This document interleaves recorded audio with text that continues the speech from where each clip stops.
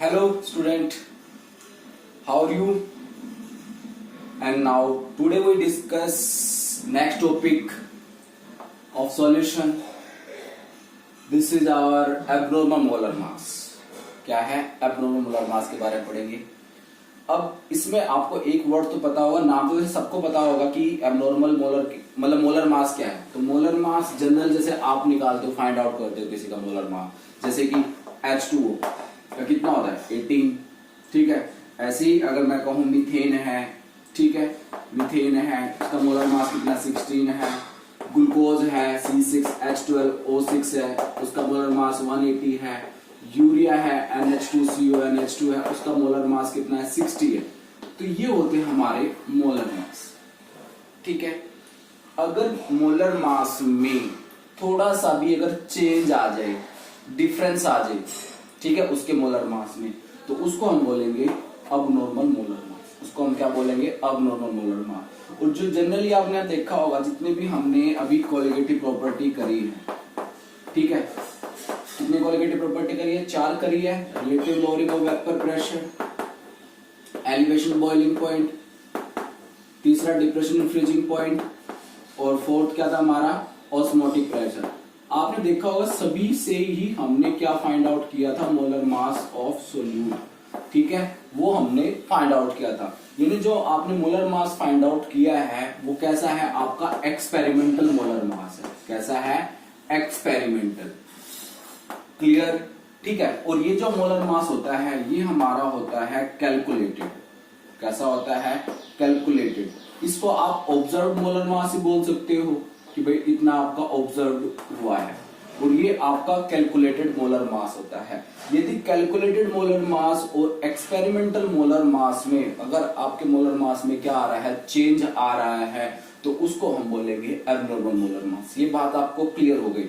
अभी मैं थोड़ा सा आपको हम बैक उसमें जाते हैं कि कहता है कि जो हमने रोल्स लॉ पढ़ा है, कहता है रोल्स लॉ जो मेनली हम बात करते हैं वो non dilute solution. Roles law जो हम बात करेंगे मेनली डाइल्यूट सॉल्यूशन के लिए बात करते हैं. ठीक है. जो डाइल्यूट सॉल्यूशन है वो आपको रोल्स लॉ को फॉलो करना चाहिए. ये बात क्लियर है. ठीक है. और रोल्स लॉ के अंदर कहता है जो सोल्यूट हम यूज करते हैं, जो हम सोल्यूट यूज करते हैं वो आपका हमने बताया था कि वो नॉन वोलेटाइल भी है और वोलेटाइल हमने दोनों डिस्कस किए थे. कहते हैं जो सोल्यूट है should not undergo association and dissociation. Association और डिसोसिएशन. अब एसोसिएशन और डिसोसिएशन का मतलब क्या है कि जैसे आपका सोल्यूट डिसोसिएशन में नहीं जाना चाहिए. जैसे सपोज करो NaCl है. जब NaCl को आप क्या करते हो? वो वाटर के अंदर डालते हो तो वो आयनाइज होकर Na+Cl नेगेटिव बना देता है. तो इसको तो हम बोलेंगे क्या? डिसोसिएशन. एसोसिएशन का मतलब क्या है? जब आप एसिटिक एसिड को, ठीक है, एसिटिक एसिड को जब आप बेंजीन के अंदर डिसॉल्व करते हो, किसके अंदर डिसॉल्व करते हो? बेंजीन के अंदर डिसॉल्व करते हैं, तो जो एसिड के मॉलिक्यूल है वो क्या हो जाते हैं? डाइमराइज हो जाते हैं. क्या हो जाते हैं? डाइमराइज हो जाते हैं. उसको हम बोलते हैं एसोसिएशन. ठीक है. पहले एक था, अब कितने हो गए? अलग अलग हो गए, 2 हो गए. ठीक है. पहले एक मॉलिक्यूल, कई सारे मतलब एसिड के जो मॉलिक्यूल्स के जो एसिड के मॉलिक्यूल बहुत सारे थे. ठीक है. नंबर ऑफ मॉलिक्यूल अगर मान के चलो अगर 50 थे और 50 ने क्या किया? डाइमराइज होकर कितने मॉलिक्यूल बना लिए उन्होंने? 25 बना लिए. तो उसको हम बोलते हैं एसोसिएशन. तो ये वर्ड भी आपको समझ में आ गया होगा, एसोसिएशन और डिसोसिएशन. ठीक है. तो इसमें ये कहता है कि जो रोल्स लॉ में हमने बात करी थी, अगर नॉन इलेक्ट्रोलाइट आपका सोल्यूट है, कैसा है? नॉन इलेक्ट्रोलाइट सोल्यूट है, तो जो उसका मोलर मास आएगा और जो आप एक्चुअल मोलर मास जो है उसका, और जो आप कैलकुलेट करते हो किससे? कोलिगेटिव प्रॉपर्टी से, तो उनमें कोई चेंज नहीं आएगा. उनका जो मोलर मास होगा वो क्या आएगा? सेम आएगा. बट यदि हम बात करें किसकी? नॉन इलेक्ट्रोलाइट सोल्यूट की. किसकी बात करें? नॉन इलेक्ट्रोलाइट सोल्यूट की. तो नॉन इलेक्ट्रोलाइट सोल्यूट जो होते हैं वो क्या होंगे? वो डिसोशिएट होंगे. जो आपके इलेक्ट्रोलाइट सोल्यूट है, इलेक्ट्रोलाइट क्या होते हैं? जो डिसोसिएशन हो जाते हैं. ठीक है.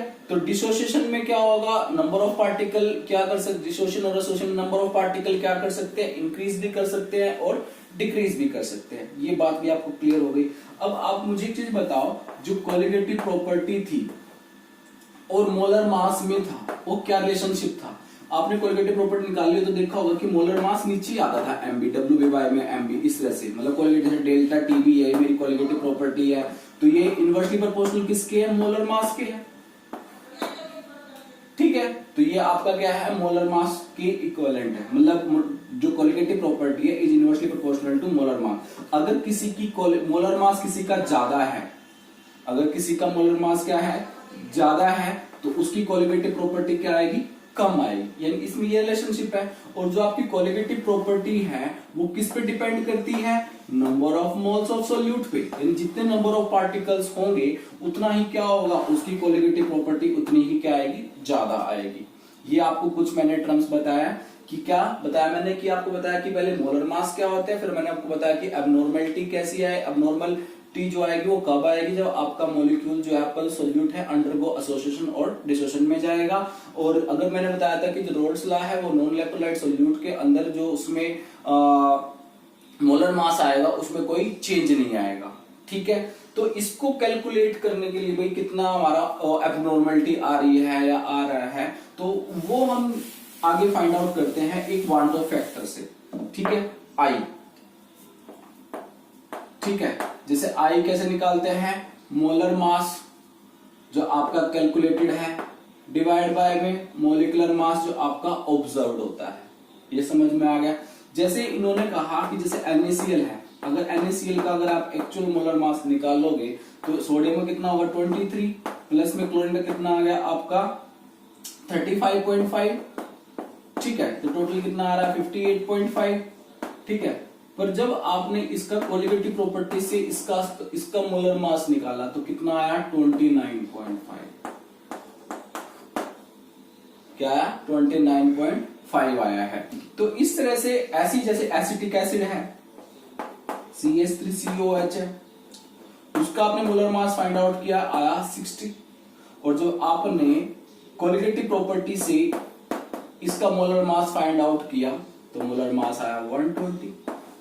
तो इसका मतलब क्या है, अगर आप यहाँ पे देखो इनकी वैल्यू पुट करो तो यहां से आप निकाल सकते हो आई का, जैसे MC फॉर NaCl के लिए हम देखें तो कितना है, एक्चुअल कितना है 58.5 है, 58.5, और MO कितना है, उसका कितना है ऑब्जर्व 29.5।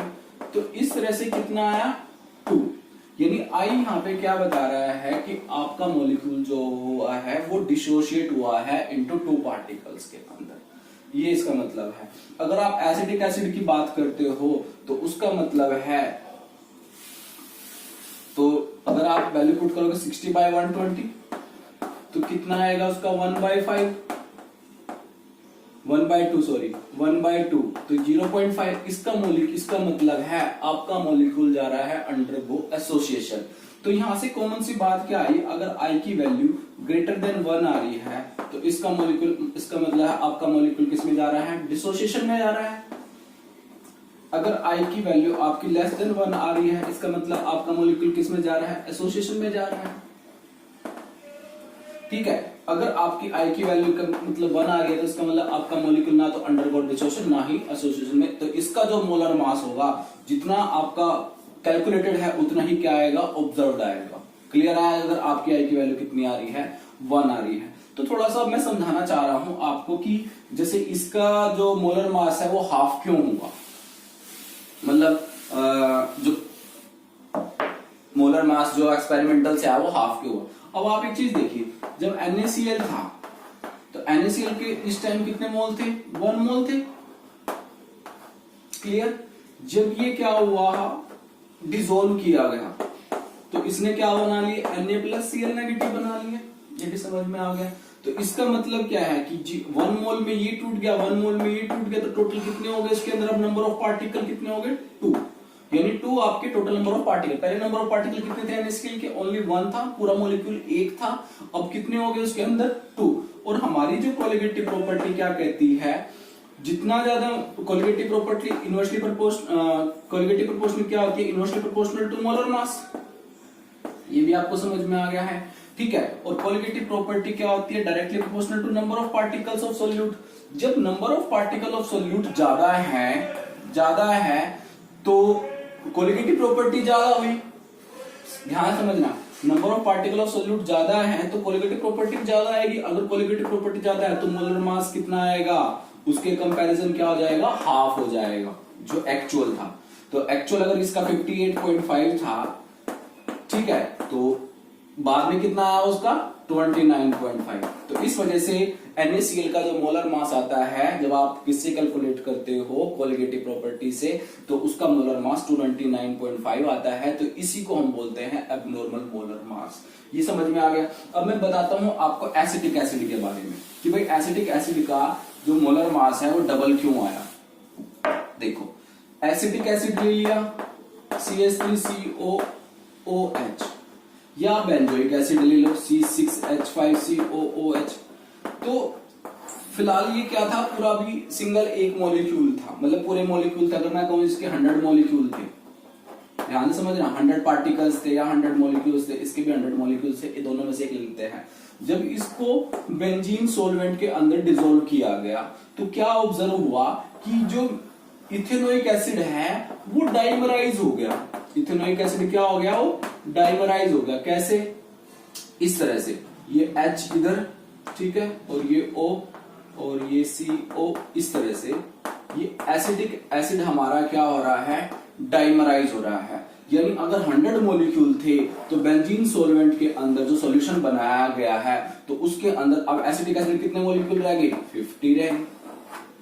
क्या हो रहा है, जो मतलब इसको बोलते हैं एसोसिएशन। अब यानी एक बड़ा मॉलिक्यूल जो है, मतलब अब वो जो छोटे मॉलिक्यूल थे, 100 छोटा छोटा मॉलिक्यूल लगा लो, मिलकर क्या करके अब इन्होंने एक बड़ा मॉलिक्यूल बना लिया। तो बड़ा मॉलिक्यूल से क्या हो गया, है तो उतने ही, बट अब वो क्या हो गए, नंबर्स में क्या हो गए, कम हो गए। नंबर्स में क्या हो गए, कम हो गए।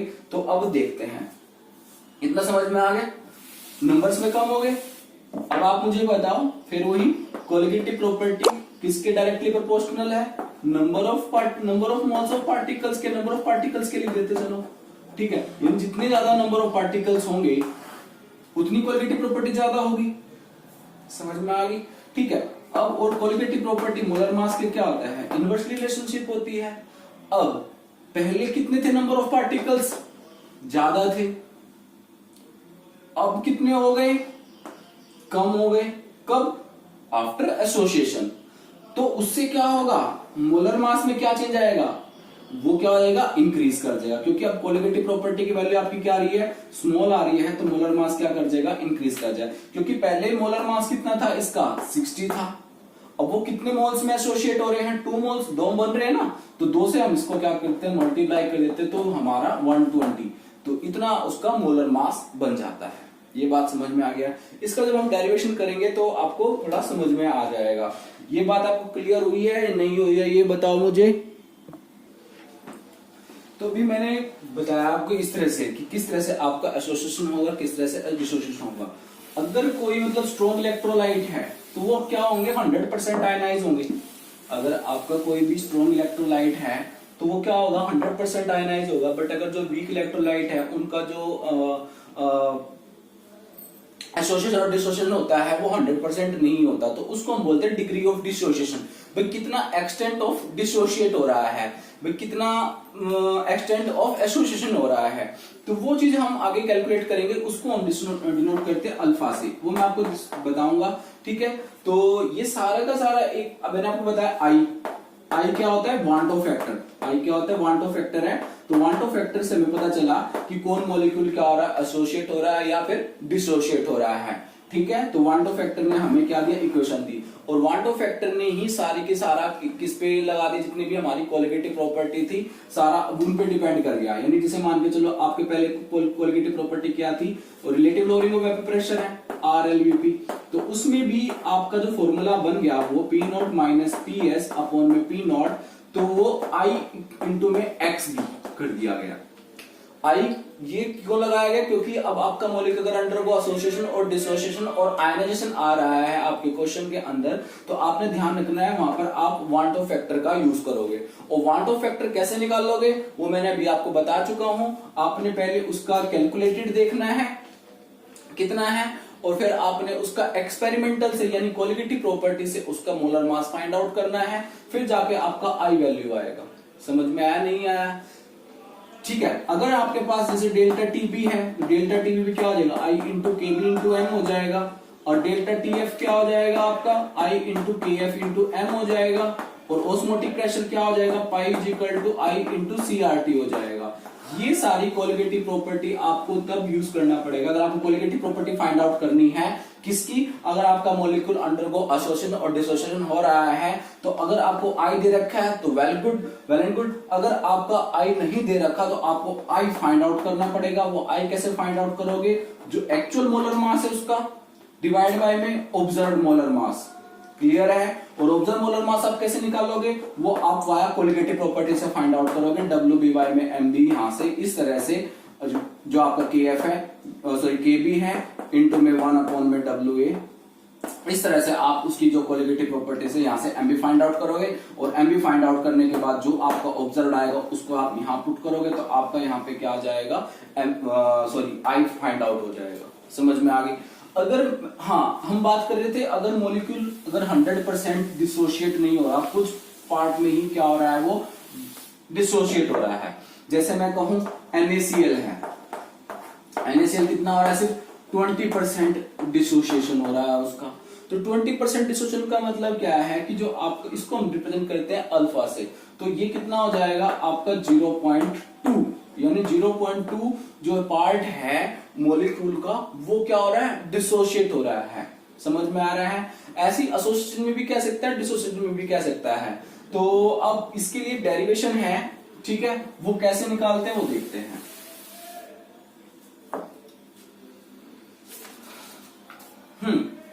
तो पहला हमारा है degree of dissociation. Degree of dissociation clear? Degree of dissociation में क्या है, सपोज करो आपका कोई मॉलिक्यूल ए था, ठीक है, ए था, और वो डिसोशिएट हो गया किसमें, Na में, ब्रेक ही होएगा।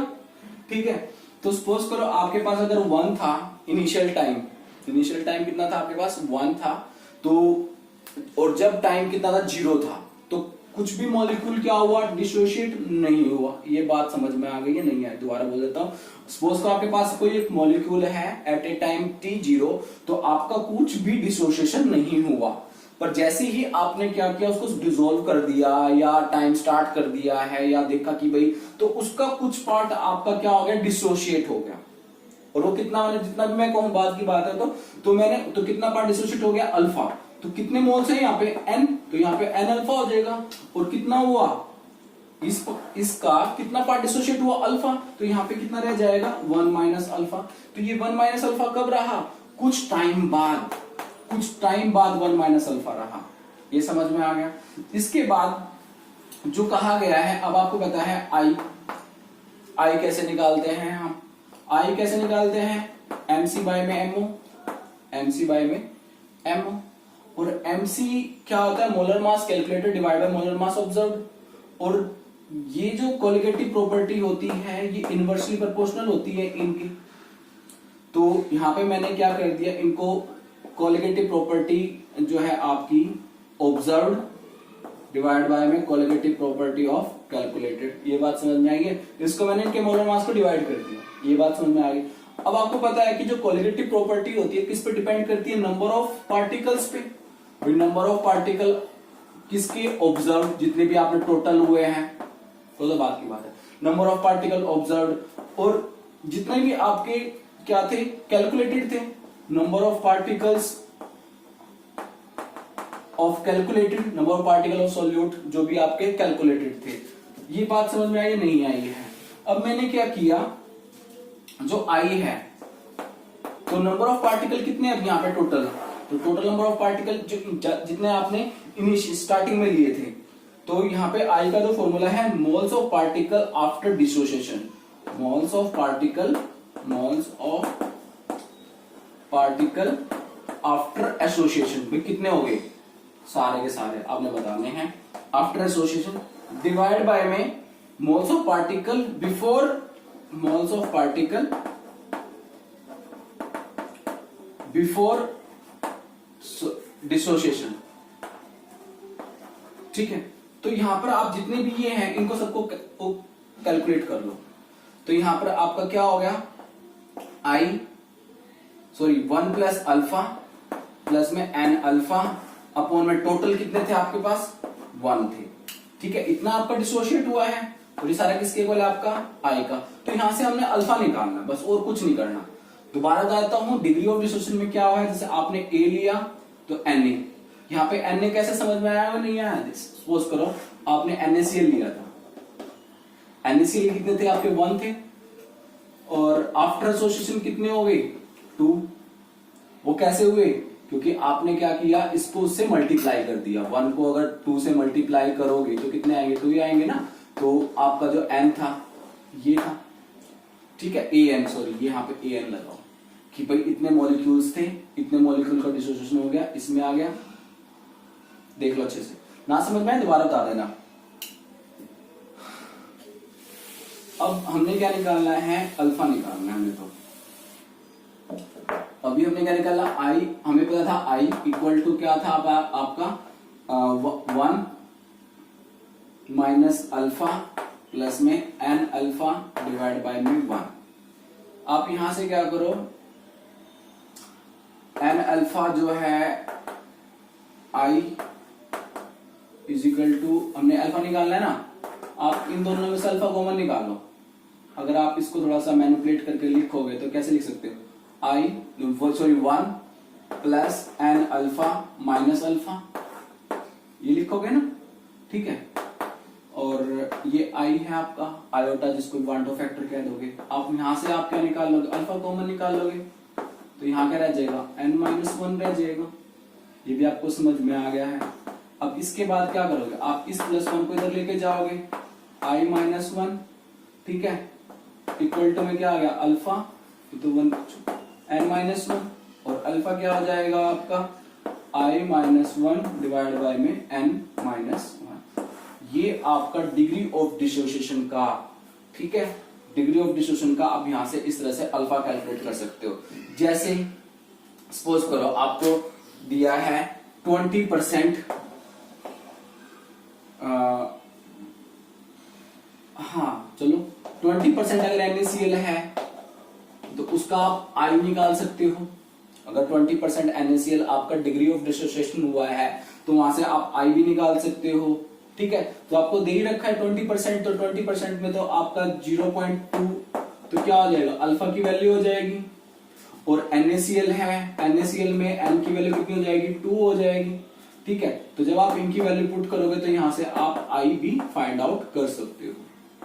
ठीक है, निकाल सकते हो। देखो नहीं बताओ अल्फा की वैल्यू कितनी है आपकी, देखो 0.2। ठीक है, इक्वल आई आपने निकालना है -1, n-1 कितना हो जाएगा, n कितना आपका टोटल 2, क्योंकि n का मतलब जितना उसमें डिसोसिएट हो, तो 2 यहाँ पे 2 - 1 क्या हो जाएगा, 1 हो जाएगा। तो यहाँ आपका कितना है 1.2, तो आई की वैल्यू कितनी आई आपकी, ये आएगी। अगर आई की वैल्यू 1.2 आ रही है, इसका मतलब क्या है कि आपका जो मॉलिक्यूल है वो क्या हो रहा है, डिसोशिएट हो रहा है। अगर आई की वैल्यू ग्रेटर देन 1 आ रही है, इसका मतलब डिसोशिएशन हो रहा है। अगर आई की वैल्यू लेस देन 1 आ रही है, इसका मतलब क्या हो रहा है, एसोसिएशन हो रहा है। ये समझ में आया नहीं आया, ये बताओ। ठीक है, अब हम देखते हैं, हाँ अगर हम मोलर मास निकाले, अगर हम आई जो अल्फा है उसमें मोलर मास की वैल्यू पुट कर दे, कैसे मैं बताता हूं। जैसे अभी हमने ये निकाला है और आपको पता ही है कि आई क्या होता है, mc/m में mo होता है, molar mass of calculated divided molar mass of observation. तो अल्फा निकालना है हमने, आई की वैल्यू पुट करो आप, mc/mo -1 डिवाइड बाय में n-1। क्लियर, एलसीएम लो, एलसीएम क्या आ जाएगा आपका mo, mc -mo आ जाएगा, डिवाइड बाय में n-1 है। तो आप इसको कैसे लिख सकते हो, alpha is equal to mc -mo divide by में mo मल्टीप्लाई में 1 n-1। यानी अगर आप मोलर मास की टर्म में निकालना चाहते हो डिग्री ऑफ डिसोसिएशन, तो तब भी आप क्या कर सकते हो, फाइंड आउट कर सकते हो। ये भी समझ में आ गया होगा। ठीक है, अब हम बात करते हैं थोड़ा सा, अब एसोसिएशन की तरफ चलते हैं।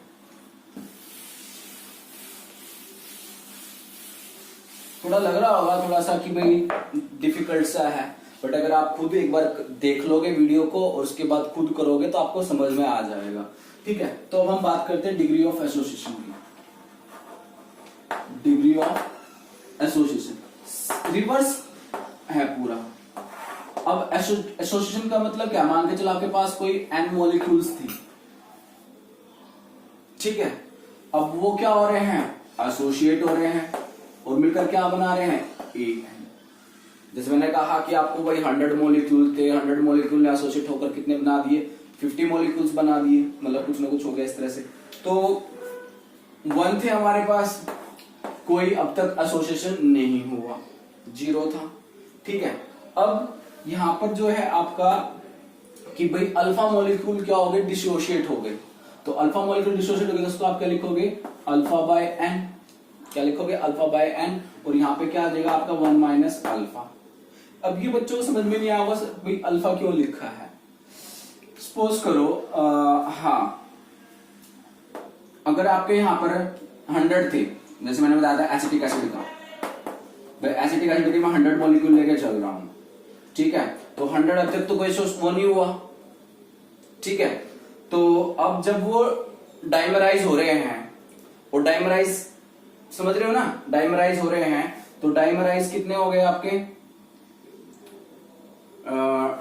कितना हुआ, मतलब 2 मॉलिक्यूल्स जुड़ रहे हैं ना, तो टोटल 100 थे, तो 100 बाय 2, तो यानी n की वैल्यू कितनी है आपकी 2 है, तो यहाँ पे कितना है 50, इसलिए यहाँ पर आपको क्या किया गया, हमने अल्फा बाय n किया। ठीक है, ओके, इतना समझ में आ गया होगा। अब आपने वही फॉर्मूला लगाना है आई का। आई क्या होता है, mc बाय में m, mc जितना भी कैलकुलेटेड है टोटल वही, सॉरी इसको फिर आप वही क्वालिटेटिव प्रॉपर्टी की तरह में लेके आओ, CPO CPC, qualitative property of observed, qualitative property of calculated, और ये किसके इक्विवेलेंट है, आपके नंबर ऑफ मोल्स ऑफ किसके, ऑब्जर्व्ड के, तो जितने आपने ऑब्जर्व किए हैं, और नंबर ऑफ पार्टिकल्स या नंबर ऑफ मोल्स जो भी हैं आपके किसके, कैलकुलेटेड के हैं। तो आप टोटल यहाँ पर जब आप आई निकालोगे तो आई 1 minus alpha plus alpha by में n और 1 आ जाएगा नीचे। तो ठीक है, अब यहां से हमने अल्फा निकालना है, यहां से हमने क्या निकालना है, अल्फा निकालना है। तो अल्फा कैसे निकालेंगे आप, यहां से देखो थोड़ा सा रीअरेंज करो ताकि आपके मेरे लिए भी और आपके लिए भी इजी हो जाए। अल्फा प्लस में alpha by n minus alpha divide by में 1 का छोड़ दो, तो यहां से आप आई और यहां से आप क्या निकाल लोगे, अल्फा कॉमन निकाल लिया, अल्फा कॉमन निकाला तो क्या आ जाएगा 1 माइनस n माइनस 1, ये आ गया। ठीक है, तो यहां से अगर आप ये क्या हो जाएगा i माइनस 1 और डिवाइड बाय में क्या आ जाएगा 1 बाय में n minus 1 equal to alpha. तो इस तरह से आप क्या निकाल सकते हो, अल्फा निकाल सकते हो फॉर किसके लिए, डिग्री ऑफ एसोसिएशन के लिए। ये आपका है डिग्री ऑफ एसोसिएशन का। अगर आप mc और मोलर मास की टर्म में निकालना चाहते हो तो यहाँ पर आप I की वैल्यू क्या पुट कर दो, mc बाय में mo, ठीक है, पुट करो, तो यहाँ पे क्या आ जाएगा mc बाय में mo माइनस 1 डिवाइड बाय में तो एज इट इज ही है 1 by n minus 1 equal to alpha. तो ये जब आप इसका एलसीएम लोगे तो एलसीएम क्या आ जाएगा mc minus mo divide by में mo, और ये आपका डिवाइड में हो जाएगा तो 1 बाय में क्या आ जाएगा 1 बाय में n माइनस 1। ठीक है, तो यहां से भी आप उसकी टर्म में फाइंड आउट कर सकते हो। ये आपका है डिग्री ऑफ एसोसिएशन की टर्म में है। इतना समझ में आया है आपको सभी को? अगर आ गया हो तो बताइए। अब इससे रिलेटेड हमारे कुछ क्वेश्चंस हैं, थोड़े से मैं आपसे डिस्कस कर लेता हूं। कैसे कि कई बार क्या आता है कि आपको ना ये क्वेश्चन दे देगा कि 0.1 नॉर्म जो कंसंट्रेशन दे दी, मतलब मोलैरिटी है, ग्लूकोज दे दिया,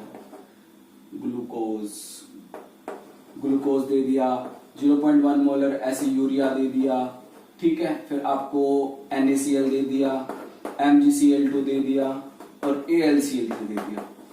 ठीक है, सबके पास जो कंसंट्रेशन है वो दोनों सबकी सेम है। बट अब आपसे क्वेश्चन क्या पूछा हुआ है कि आपने बताना है सबसे ज्यादा जो है डेल्टा टी भी वैल्यू है वो किसकी आएगी।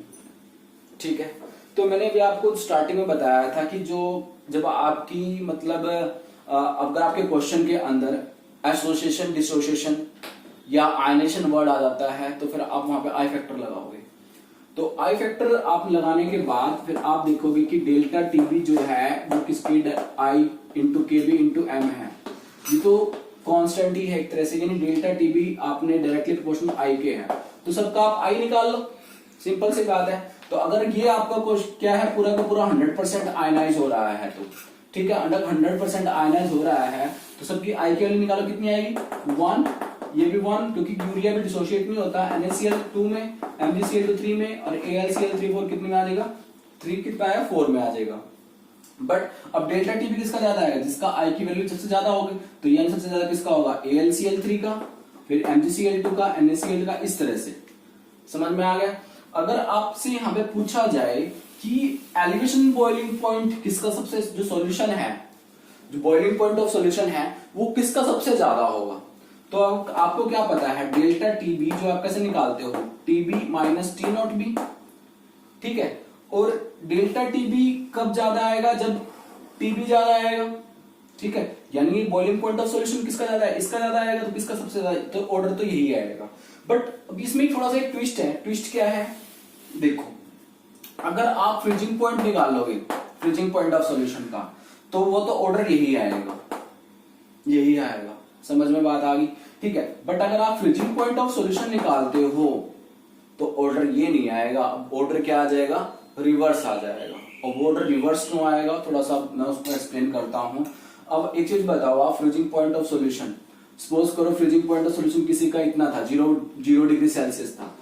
ठीक है, जब आप उसके अंदर क्या करते हो, थोड़ा सा और सोल्यूट डालते हो, तो उसने फ्रीजिंग पॉइंट को -10 डिग्री सेल्सियस कर दिया, -20 डिग्री। तो डिपेंड करता है जितना आप उसके अंदर डालते जाओगे, -30, -40, -50, यानी जितना ज्यादा डिफरेंस होगा, जितना ज्यादा इनके यहां से लेकर इनके बीच का डिफरेंस ज्यादा होगा, उतना ही तो टीएफ ज्यादा आएगा, डेल्टा टीएफ ज्यादा आएगा। ये समझ में आ गया। इसका मतलब क्या है, डेल्टा टी आप कैसे निकालते हो, T not F minus T F, यानी ये जितना ज्यादा होगा, ये जितना ज्यादा होगा उतना ही तो आपका डेल्टा टी, ये सॉरी जितना ये टी एफ तो आपका फ्रीजिंग पॉइंट ऑफ सॉल्यूशन है, तो फ्रीजिंग पॉइंट ऑफ सॉल्यूशन तो ये सॉरी ये प्योर सॉल्वेंट का, ये सबसे ज्यादा होगा तभी तो ये ज्यादा आएगा। दोबारा समझा रहा हूं, कंफ्यूज मत हो। मैंने क्या कहा, डेल्टा टी एफ जो होता है वो होता है T not F minus T F. अब freezing point of solution, freezing point of solution जितना आपका सॉल्यूशन उतना ही क्या होता चला जाएगा, कम होता चला जाएगा। यानी ये कम होता जा रहा है, ध्यान रखना, ये कम होता जाने लग रहा है। जैसे -50 हो गया, -40 हो गया, -30 हो गया। और ये कैसे निकालोगे आप, इनका डिफरेंस से, जो प्योर था इतना था और बाद में आया उसका इतना, तो चेंज कितना है, डेल्टा टी एफ। ठीक है, अब बात आती है कि फ्रीजिंग पॉइंट ऑफ सॉल्यूशन, तो सबसे ज्यादा फ्रीजिंग पॉइंट ऑफ सॉल्यूशन किसका होगा, जिसका डिफरेंस कम होगा। ध्यान से सुनना मेरी बात, फ्रीजिंग पॉइंट ऑफ सॉल्यूशन सबसे ज्यादा किसका होगा। ठीक है, तो जिसका डिफरेंस कम होगा, तो सबसे डिफरेंस कम किस चीज का है मेरा, ग्लूकोज का, यूरिया का, इन्हीं का ही तो है, क्योंकि ये तो कुछ चेंज ला ही नहीं रहे। ठीक है, तो ऑर्डर हमारा जो हो जाएगा वो रिवर्स हो जाएगा। ठीक है, कैसे रिवर्स हो जाएगा, अगर आपका डेल्टा टीबी का, डेल्टा टीएफ का जो ऑर्डर आता वो AlCl3 का आता। ठीक है, फिर उसके बाद आपका MgCl2 का आता, उसके बाद आपका NaCl का आता। अब हाँ, आपने एक बात नहीं पूछी मेरे से कि सर दोनों की आई वैल्यू सेम है, फिर आपने कैसे बताया कि भाई इसकी जो डेल्टा टीएफ टीबी है इसका ज्यादा आएगा, इसका कम आएगा। तो आपको ध्यान रखना है, जो क्वालिटेटिव प्रॉपर्टी है inversely proportional to molar mass होता है, तो मोलर मास जिसका सबसे कम होगा उसकी क्वालिटेटिव प्रॉपर्टी ज्यादा आएगी। तो इन दोनों में मोलर मास किसका कम है, यूरिया का है, तो क्वालिटेटिव प्रॉपर्टी इसकी ज्यादा आएगी, दैट्स व्हाई इसको हमने पहले ले लिया है। फिर इसके बाद हमने सबसे लास्ट में क्या लिया, ग्लूकोज के लिए, तो इसका ऑर्डर क्या हो जाएगा, रिवर्स हो जाएगा। तो ये कुछ आंसर है, तो आपने ध्यान रखना है इन चीजों का। अगर फ्रीजिंग पॉइंट सॉल्यूशन की बात करेंगे तो ऑर्डर जो आएगा वो रिवर्स हो जाएगा। अगर डिप्रेशन इन फ्रीजिंग पॉइंट की बात करेंगे तो आई वैल्यू से आप निकाल लोगे। अगर बॉइलिंग पॉइंट की बात करोगे, एलिवेशन बॉइलिंग पॉइंट की, तो आई से देखोगे। और बॉइलिंग पॉइंट ऑफ सॉल्यूशन है वो सेम ही रहेगा, बट आपने depress freezing point of solution का देखना है, वो ऑर्डर क्या हो जाएगा, रिवर्स। ये कुल मिला के बात ये है, ठीक है। अब थोड़े से हम इसके कुछ न्यूमेरिकल्स कर लेते हैं कि भाई इससे रिलेटेड न्यूमेरिकल्स को आप कैसे सोल्व करोगे, ठीक है। तो आप थोड़ा सा न्यूमेरिकल को इसके फॉर्मूले याद करो। ओके, तो अब हमारे पास एक क्वेश्चन है पहले समझो इसको क्या कह रहा है कि 0.1 mole of sugar was dissolve in 1 kg of water. Moles दे दिए अब हमें सीधे कितने, 0.1, और किसको डिसॉल्व किया गया है, 1 kg ऑफ सॉल्वेंट में, यानी WAB जो आपको दे रखा है 1 kg दे रखा है। तो अगर हम इसकी मोलैलिटी निकाल लूंगा तो मोलैलिटी तो कितनी आएगी, तो 0.1 ही आएगी। मोलैलिटी कितनी आएगी इसकी, 0.1 ही आएगी। क्यों, क्योंकि आप कैसे निकालते मोलैलिटी, मैंने वैसे अधूरा सा यहाँ से स्टेटमेंट से देख के सोचा कि मोलैलिटी फाइंड आउट कर दूं। मोलैलिटी कैसे निकालोगे, नंबर ऑफ मोल्स, मोल्स कितने हैं, इतने हैं, और डिसॉल्व पर केजी ऑफ सॉल्वेंट 1 है, तो मोलैलिटी कितनी आ गई, 0.1। तो यहाँ से छोटा सा ही क्योंकि निकल गया, क्योंकि जब बात कर रहे हैं तो मोलैलिटी तो अगर नहीं भी यूज हुआ तब भी कोई दिक्कत नहीं है, हमने बार निकाल ली। कहते हैं कि depression of freezing point was found to be इतना। उन्होंने क्या किया, बस जस्ट एक्सपेरिमेंटल से फाइंड आउट कर लिया कितना, कि भाई इसका फ्रीजिंग पॉइंट इतना आया है, कितना है, इतना है, कितना है फ्रीजिंग पॉइंट ऑफ TF जो है आपका, जो ऑब्जर्व किया गया है, ठीक है, कितना किया गया है, 0.186 केल्विन। ये आपका जो फ्रीजिंग पॉइंट है वो आपका एक्सपेरिमेंटली ऑब्जर्व किया गया है। अगर हम अब उसने क्या कहा आगे कि what conclusion would you draw about the molecular state of the sugar, आप क्या कंक्लूजन निकालते हैं molecular state of sugar. Molecular state of sugar का मतलब ये पूछ रहा है कि जो आपका जो कंपाउंड है वो अंडर को डिसोसिएशन जाएगा या एसोसिएशन जाएगा। तो आप क्या करोगे, क्या करोगे, आई निकालोगे, सिंपल सी बात है। बट आई के लिए आपको पता ही है आई क्या था, आप कैसे निकालते थे, MC बाय में MO करते थे ना, पर यहां तो मोलर मास का तो हमारा कोई रिलेशन है नहीं। हम किसकी बात करें, कोलिगेटिव प्रॉपर्टी से, कोलिगेटिव प्रॉपर्टी निकाली ना, ये जो डेल्टा TF है वो कोलिगेटिव प्रॉपर्टी है, तो हम कोलिगेटिव प्रॉपर्टी जाएंगे। तो कोलिगेटिव प्रॉपर्टी क्या है, inversely proportional it's molar mass है, तो colligative property of observed divide by में कोलिगेटिव प्रॉपर्टी ऑफ कैलकुलेटेड, यही है। तो हमने ऑब्जर्व तो आ गया हमारे पास, अब हमें क्या निकालना पड़ेगा, बस सिर्फ कैलकुलेटेड निकालना पड़ेगा। तो कैलकुलेटेड कैसे निकालोगे आप, delta TF is equal to KF into M। Delta TF, KF दे रखा आपको कितना 1.86 और मोलैरिटी कितनी दी 0.1। तो जब आप इसका डेल्टा TF फाइंड आउट करोगे कितना आएगा 0.186। तो आपने देखा कि दोनों की जो एक्सपेरिमेंट जो आपने कैलकुलेट किया है और जो आपने फाउंड किया है, दोनों की जो कोलिगेटिव प्रॉपर्टी क्या आ रही है, सेम आ रही है। इसका मतलब है जब आप I निकालोगे तो कितना आएगा 1। जब I1 आ रहा है तो इसका मतलब क्या है, the molecule should not undergo association and dissociation. इस तरह से ये हमारा एक क्वेश्चन कंप्लीट हो जाता है। ओके, तो नेक्स्ट क्वेश्चन हमारे पास क्या है, कहते 0.5 gram of KCl was dissolve in 100 gram of water, यानी WB कितना दे रखा है 0.5 gram of KCl was dissolve in 100 gram of water, यानी WA 100 gram of water, and the solution originally was 0 degree Celsius froze at -0.24 degree Celsius. मतलब आपका जो solution जो ओरिजिनल था वो कितने टेम्परेचर से स्टार्ट हुआ, 0 डिग्री सेल्सियस से वो कहां तक पहुंच गया, -0.24 डिग्री सेल्सियस तक वो फ्रीज हो गया। तो यानी हमें प्योर का दे रखा है 0 डिग्री सेल्सियस इतना था, और वो कहां तक पहुंच गया, जब उसके अंदर इतना ये ग्राम डाला गया -0.24 डिग्री सेल्सियस। तो डेल्टा TF निकालना इजी हो गया। तो डेल्टा TF आपको पता ही कैसे निकाल देते हैं आप, T0F माइनस TF ऐसे निकालते हो। तो T0F तो पता ही 0.0 डिग्री सेल्सियस का प्योर का, और माइनस दे रखा है ये -0.24 डिग्री सेल्सियस। तो कितना आ गया, ये तो डेल्टा TF भी कितना आ गया आपका डेल्टा TF आ गया आपका 0.24 डिग्री सेल्सियस। ये आपका इसका डिफरेंस आ गया। ओके, बट वो क्या कहता है, calculate the percentage ionization of salt.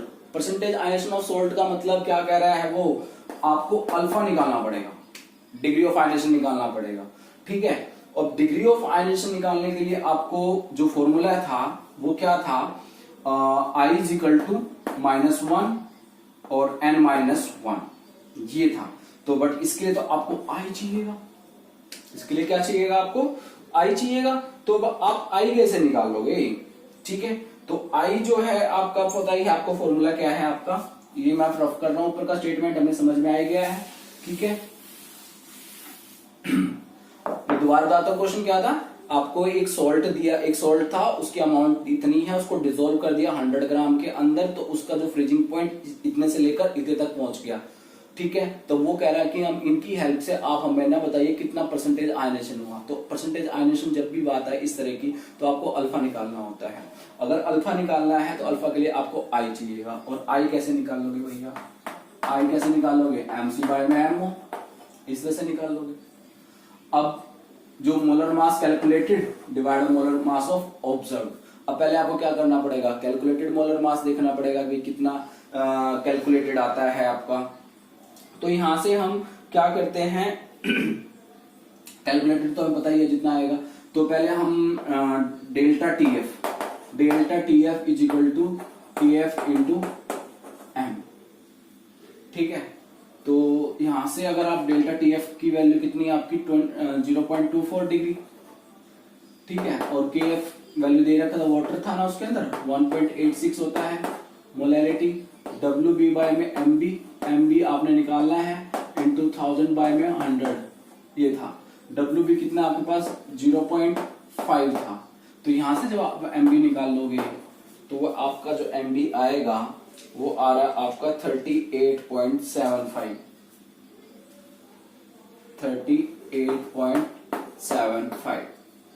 इतना आगे समझ में। और जब हम इसका कैलकुलेट करते हैं,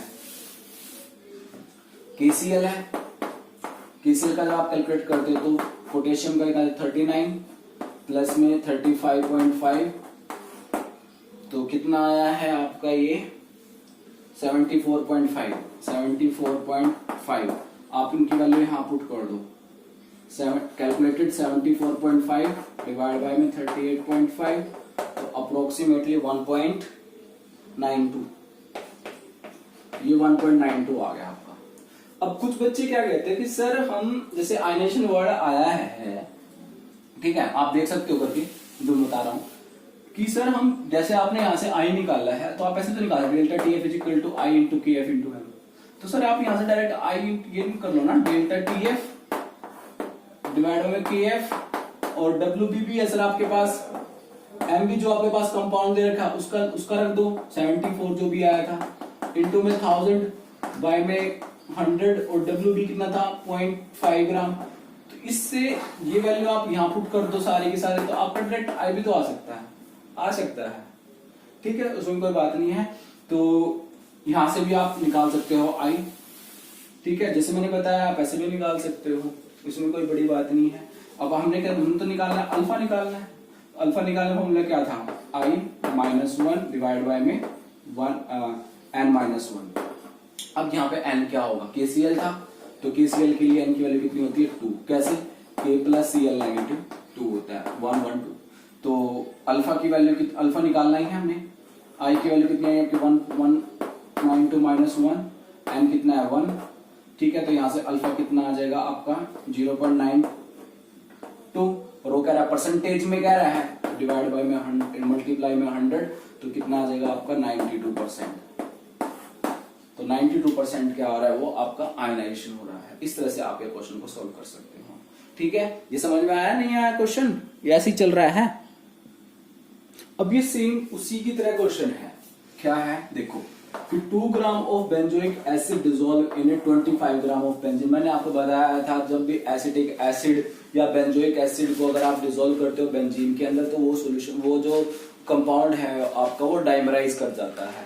तो कहते हैं show a depression freezing point equal to 1.62, यानी आपको क्या क्या दे रहा है देखो, 2 ग्राम ऑफ बेंजोइक एसिड है, यानी WB किसका, बेंजोइक एसिड कितना दे दिया 2 ग्राम, और WA कितना दे दिया है आपको 25 ग्राम, ठीक है। और क्या कहता है कि a depression freezing point equal to 1.62 kelvin, delta T F ले, हमें अब निकालने की जरूरत नहीं है, 1.62 दे दिया है और KF भी दे दिया कितना 4.9। ठीक है, अब वो पूछ क्या रहा है हमसे, what is the percentage of association, यानी आपने डिग्री ऑफ एसोसिएशन निकालना है। ठीक है, और डिग्री ऑफ एसोसिएशन का फॉर्मूला आपको पता ही है, क्या है I-1 अपॉन में वहां पे तो क्या था आपका n-1 था, तो यहाँ पे क्या आ जाएगा आपका 1 बाय में n-1, बस ये डिफरेंस है। ठीक है, और तो कुछ है ही नहीं। और उसमें अगर आप डिस्टोर्शन में बात करो तो I-1 और यहां क्या आ जाएगा आपका n-1, ये तो फॉर्मूला है। ठीक है, हमने यही निकालना है। बस ध्यान किस चीज का है, इस चीज का है बस, और कुछ नहीं डिफरेंस है। इसमें n आ जाता है और इसमें 1 बाय n होता है, बाकी और सेम है। हमने निकाला ये, तो इसकी जरूरत नहीं है हमें। ठीक है, तो अब हमारे पास इसको निकालने के लिए n तो है, n क्या है, बेंजोइक एसिड है। ठीक है, तो उसकी जो बेंजोइक एसिड होती है वो कितना डाइमराइज कर रहा है, तो डाइमराइज तो उसने दे दिया ना n, ये n दे दिया आपको 2, तो n के अंदर 2 है, बट आपके पास I नहीं है, तो अब पहले आपको क्या करना पड़ेगा, I फाइंड आउट करना पड़ेगा। और I को फाइंड आउट करने के लिए आपके पास दो मेथड मैंने अभी जस्ट बताए हैं। आप सिंपल डायरेक्ट भी निकाल सकते हो, डिप्रेशन फ्रीजिंग पॉइंट था ना, delta TF equal to I into KF into M, यहां से I निकाल लो, यहां से भी निकाल सकते हो। और या फिर आप पहले क्या करो, पहले इसका डेल्टा TF लगा के, delta TF equal to KF into में WB में MB इंटू में 1000 बाय में WA, वैल्यू पुट करो और यहां से निकालो MB। जो ये आपका MB आया है वो कैसा है, आपका ऑब्जर्व्ड आया है। ठीक है, जो भी आपका एक्सपेरिमेंटल आया है।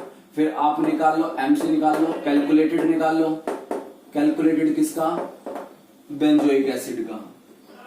ठीक है, बेंजोइक एसिड का कैलकुलेटेड कितना आता है, वो अप्रोक्सीमेट 120 या 122 आएगा, वो चेक कर लेना। ठीक है, फिर इसके बाद आप क्या निकालोगे, I निकालोगे। I कैसे निकालते हो आप, MC बाय में MO, MC बाय में MO, तो MC कितना आपका 122 है, और जो आपका यहां से आएगा वो अप्रोक्सीमेट डबल ही आएगा, क्योंकि हमें पता ही है 244 के लगभग आएगा। तो आपका I कितना 0.5 के अप्रोक्सीमेट आएगा, समझ में आ गया। तो जो आपका जो I की वैल्यू आएगा 0.5 आएगा, तो आप I की वैल्यू यहाँ पुट करो 0.5 माइनस 1, 0.5 माइनस 1 बाय में n कितना आपको 1/2 माइनस 1, तो यहाँ से आपका क्या आ जाएगा, इतना परसेंटेज निकालने हैं तो मल्टीप्लाई में 100, तो समझिए ऐसे होएगा। समझ में आया नहीं क्वेश्चन? क्वेश्चन क्या था आपका कि भाई इतने ग्राम बेंजोइक एसिड को डिसॉल्व किया गया इतने ग्राम सॉल्वेंट के अंदर, और उसका जो डिप्रेशन एंड फ्रीजिंग पॉइंट आया है वो आपको गिवन था, KF गिवन था। तो आपको कह रहा था कि इसका परसेंटेज ऑफ एसोसिएशन निकालो। परसेंटेज ऑफ एसोसिएशन का आपको फॉर्मूला पता था, क्या था, I alpha is equal to I-1 divide by में 1 बाय n-1। ठीक है, अब आपको तो I चाहिएगा सबसे पहले, तो I कैसे निकालोगे आप, मोलिकुलर मास जो भी आपका कैलकुलेटेड है divide by molecular mass observe, आप ऐसे निकाल लोगे MC बाय में MO। ठीक है, या फिर आप पहले MC निकालो। MC कैसे निकालोगे, जो कैलकुलेट उसका मोलिकुलर मास फाइंड आउट कर लेना, मतलब मल्टीप्लाई उसका C6H5COH को जितना भी आएगा जितना, और MO कैसे निकाल लोगे आप, वही आप यहाँ से निकाल लोगे, ऑब्जर्व जितना आएगा यहाँ से, और वैल्यू पुट करके आप आंसर निकाल सकते हो।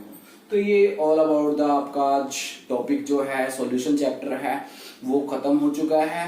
एंड इसके बाद हम नेक्स्ट टॉपिक करेंगे, वो मैं आपको नेक्स्ट वीडियो में आपको पता चल जाएगा कि हमने नेक्स्ट टॉपिक कौन सा स्टार्ट किया है।